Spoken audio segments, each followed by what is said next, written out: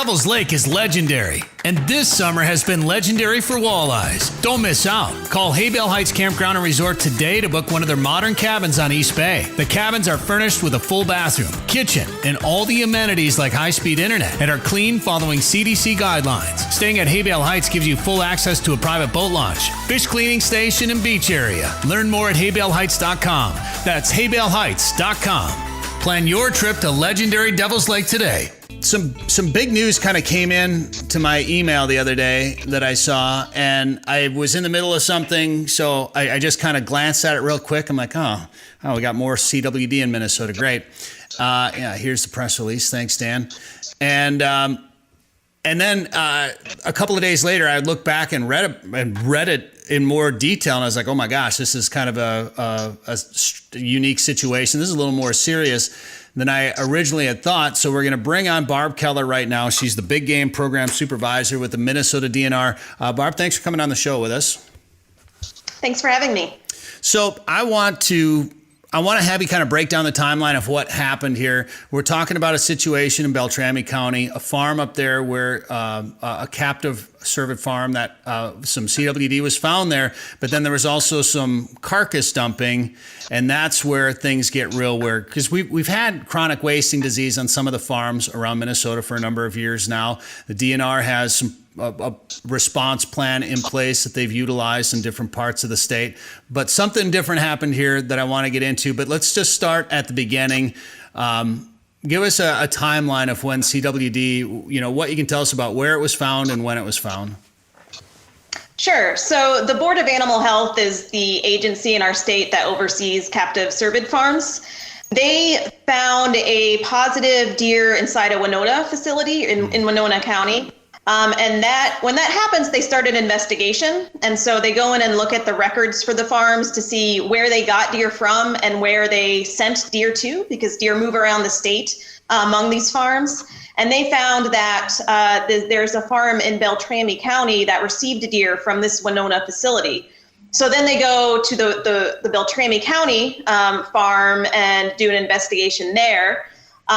They did, during that investigation on the Beltrami farm, find a CWD positive deer there. Then again, they start looking at the records. They're talking to the owner of that farm. And during that investigation, the owner said that they disposed of carcasses from deer that died in that facility on county land. It was public land owned by the county, where other deer can it's open to other deer having contact with it. When we found that out, the DNR was working with the Board of Animal Health, and we're also working with a group of researchers at the University of Minnesota. They're with the Center for Prion Research and Outreach, called MinPro, and Dr. Peter Larson is the head of that program there. They're working on developing better tests or more rapid tests for chronic wasting disease. And so they came out to that site and collected a lot of the carcass remains that were there. And they estimate that maybe as many as 10 to 12 deer were disposed on this site. So they collected those remains, and then they tested or began testing some of the remains there to see if they could pick up chronic wasting disease prions in those carcass remains. And indeed, they did find that one of the bones, the bone marrow in the bone, did test positive for prions, which means that a CWD positive deer, died in the farm and was disposed of on that site, which is obviously very concerning, because now we know that was in an area where wild deer had ready access to those prions on the ground. So that's very concerning to us with the DNR. Yeah, and so many questions. I don't mean to interrupt you. I apologize, but so many questions that are already coming up that I want to kind of hit before we get too far into this. First of all, how often are these deer moving between these farms? And maybe this is a Board of Animal Health question versus a DNR question, but I'm sure you know the answer to this too. But how are they allowed? We all know the issues with CWD and these deer farms. how are they still allowed to move around that much? Are they just restricted to stay within Minnesota? Because can they move them to farms outside of Minnesota? Or what are the restrictions currently on moving deer between these farms? So yes, deer can move both within Minnesota and out of Minnesota to other states. Each state has their own regulations on whether they'll receive deer from certain areas, but deer do move out of Minnesota from farms to other farms. And generally they're allowed to move around the state unless the herd is placed in quarantine. And that's the Board of Animal Health will place a herd under quarantine if it's part of an investigation. So this Beltrami herd was placed under quarantine, as well as the Winona herd and other herds that were involved, but it was too late, or at least it was after that positive deer potentially moved out of Winona, the Winona farm into this farm. So the board does have some restrictions based on, if they think that it is high risk for CWD for deer moving out of those areas, but we know that hasn't stopped. Obviously, positive deer moving around the state, and so that's very concerning to us. It seems like the current system is not preventing the movement of CWD positive deer around our state. How is there not more restrictions on that? Because when it comes to hunters, there's some restrictions on moving deer and certain parts of a deer across state lines. And then when we've discussed the elk introduction, this is a whole nother story, but we've discussed the elk reintroduction in the northeast part of the state. There was talk about having to use elk from, say, the northwest part of Minnesota because of CWD restrictions with traveling, elk, say, from Kentucky or wherever to bring them into the state. I thought there were more restrictions on these farms, so they can sell deer to Texas or wherever right now and move deer back and forth right now. Yeah, and I'm not. There probably are there's regulations about paperwork they need to fill out and keeping track of that and all and those details.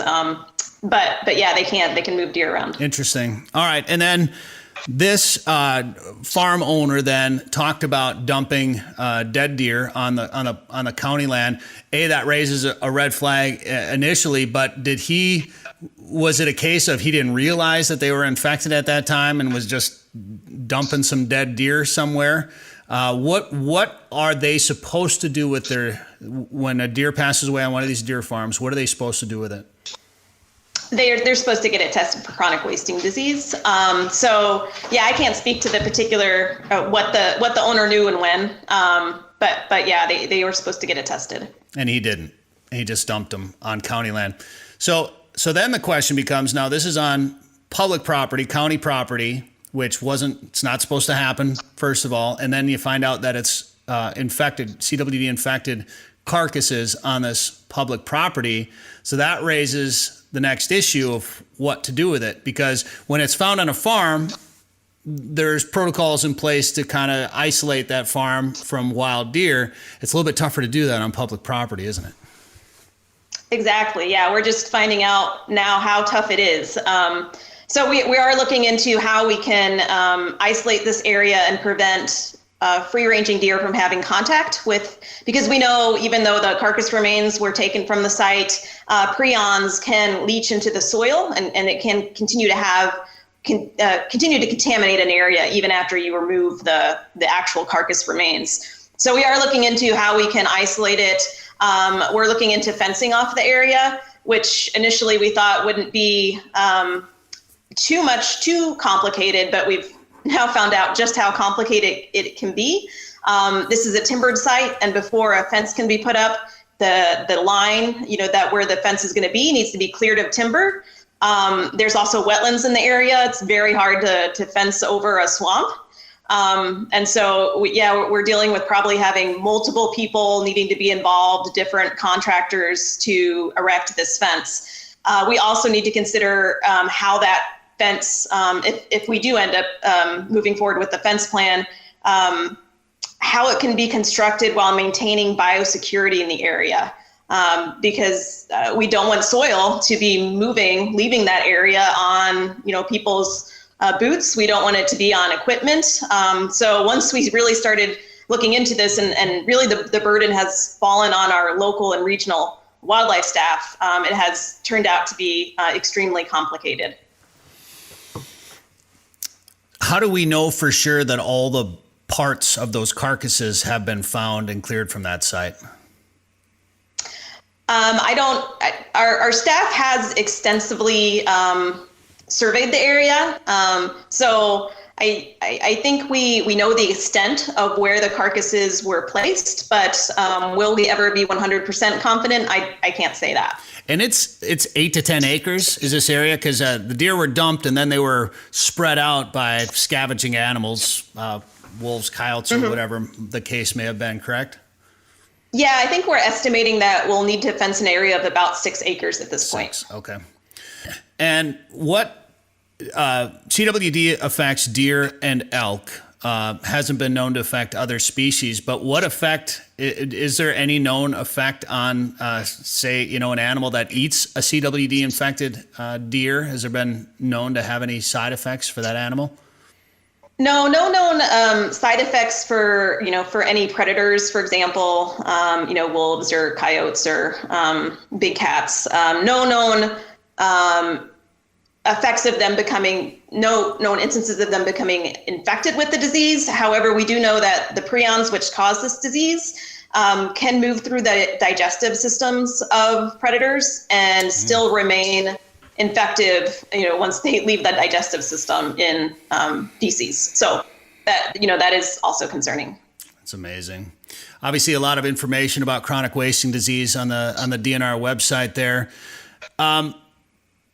So we're talking about involving a number of different contractors, trying to build a fence, having to clear the area. That brings up a couple of more questions, like who pays for it? I can't imagine something like that is going to be cheap. And who pays for that cost? And then is there some sort of monitoring system that'll be in place to make sure the fence stays intact?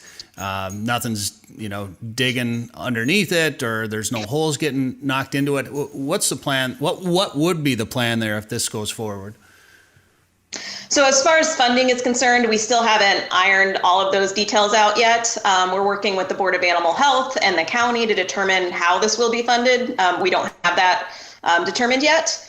As far as making sure that it is secure, that's something that is very much in our minds when we're figuring out how to construct this, is that it needs to be a secure fence. And, with that in mind, we're also looking at, clearing timber. Again, this is a timbered area that we're going to need to clear it more than just for the fence line, because we don't want a storm to come through and then have issues with trees, falling along the fence and compromising it in that way. So that it's going to involve, additional work to make sure that it is a secure site. And then it is going to need to be monitored over the years. And, there's additional cost and who does the monitoring. Those are questions we're still dealing with right now. And how many years do you think this would have to be in place? We're looking at likely 20 years. We know that prions can persist in the soil for at least, I believe, a dozen years based on some research with scrapie, which is another prion disease. Nobody knows for sure how long CWD prions can persist in the environment, but it's something we certainly want to be conservative about and maintain it as long as we think it could possibly continue to be infectious. What's in place for some sort of fine or penalty for an owner of a facility like this? If something like this were to happen, are they going to be responsible for some of these costs? That's something that the Board of Animal Health is looking at because their rules and regulations were violated. So that's something that they'll be pursuing. But I don't know for sure exactly what those outcomes will be. At this point, his whole herd has been depopulated, correct? And he's out of business, right? That's correct. Yeah. So he's done. All right.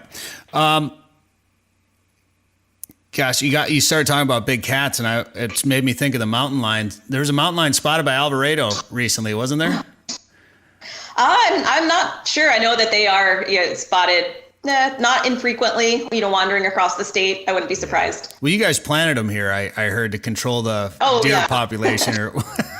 whatever it was. We hear those theories every once in a while. Yeah. Sure. All right. Back to chronic wasting disease. So this can be a situation in Beltrami County for a long time. Oh, I wanted to ask you, this is the first time. I mean, we've had instances of CWD, obviously, around the state, primarily down in that southeast part of the state. Has there been a situation of carcasses being dumped in places? And I mean, have you ever had to fence off an area like this before? I don't believe so. I think this is the first time we're encountering this situation of, known positive carcass being placed there. Whenever we have a free-ranging CWD positive deer, our wildlife health program staff will make every effort possible to recover that carcass. There are times when that carcass has been placed on the landscape, and they will do everything they can to recover all the pieces of that carcass, and then they get disposed of in a incinerator at the University of Minnesota. What is next? When will we find out? Because obviously time is of the essence in an area like that where there's wildlife probably moving through it all the time. And I'm assuming that area is just kind of sitting there right now, wide open. What's the timeline moving forward? Right. So we're continuing to iron out the plans for isolating this area via fence. We're meeting with Beltrami County, I believe, early June to gain approval to move forward with our plans. And then, we'll do everything we can to secure contractors as quickly as possible to get this in place. Also, looking forward into the fall 2021 hunting season, we will be sampling harvested deer in that area. And hopefully we'll get enough samples to be confident in detecting the disease. So that'll be a big operation this coming fall.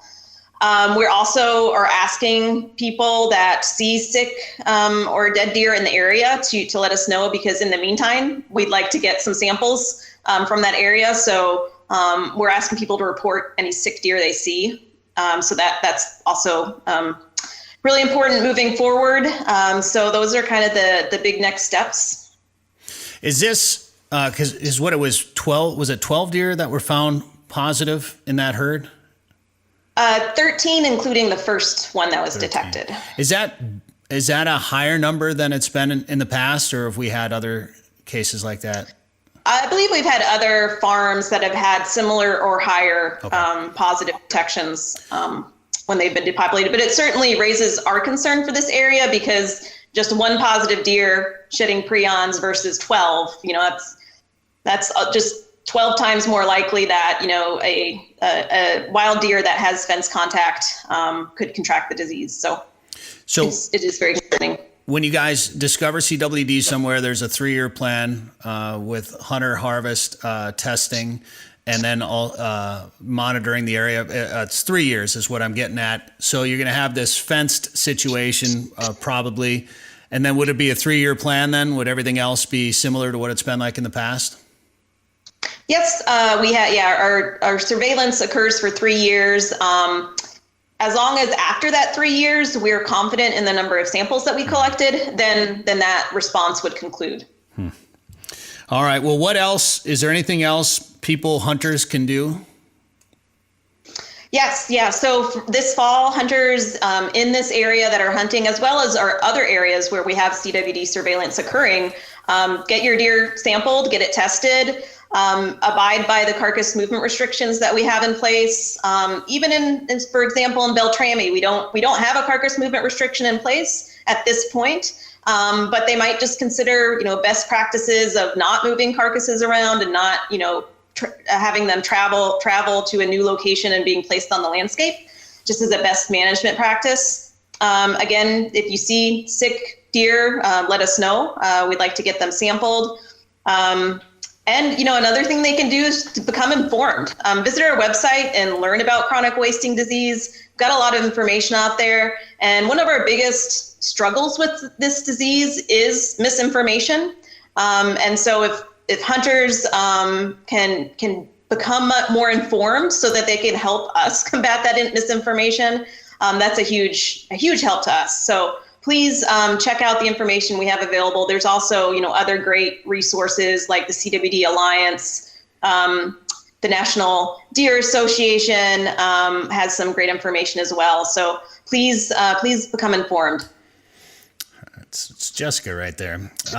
Yeah, and we don't need to go down that road of the chronic wasting, the differing opinions on chronic wasting disease. We are where we are, and this is what's happening. We all need to kind of work together. It boggles my mind when people tell me that the DNR's plan all along is just to get rid of all the deer and deer hunting. I just don't it's like the biggest hunting opportunity in the state of Minnesota. I don't agree with that theory. We could go on about the future of captive cervid farms in Minnesota. I mean, would this problem be solved if we closed them all? In your opinion, you think, or in the state's opinion, or what? What's the outlook? It would stop the farmed deer risk for CWD. So we already have it in our free ranging population in the Southeast. So shutting down deer farms wouldn't stop the spread of the disease in that part of our state. But the disease moves around the landscape with the movement of deer, both wild and farmed. We know that farmed deer can move a lot quicker or longer in the back of a truck than or on a trailer than our free ranging deer do. So it is another risk, and that would remove that risk. This Beltrami County one, this is the furthest north we've had CWD, correct? Minnesota? Correct. In a farmed location. Prior to this, it would be the Crow Wing County that had a positive farm, and then we did detect one free ranging deer in close proximity to that captive farm. I think 2 years after we found it in the farm. Sure. Okay. All right. Well, it's a strange situation, unfortunate one, of course, up there. I know hunters, I'm sure, are not going to be happy about the situation that hunt up there. But Barb, I appreciate the time. Good luck with everything, and thanks for explaining it on the show for us today. Thank you. Hear more at sportingjournalradio.com or wherever you get podcasts.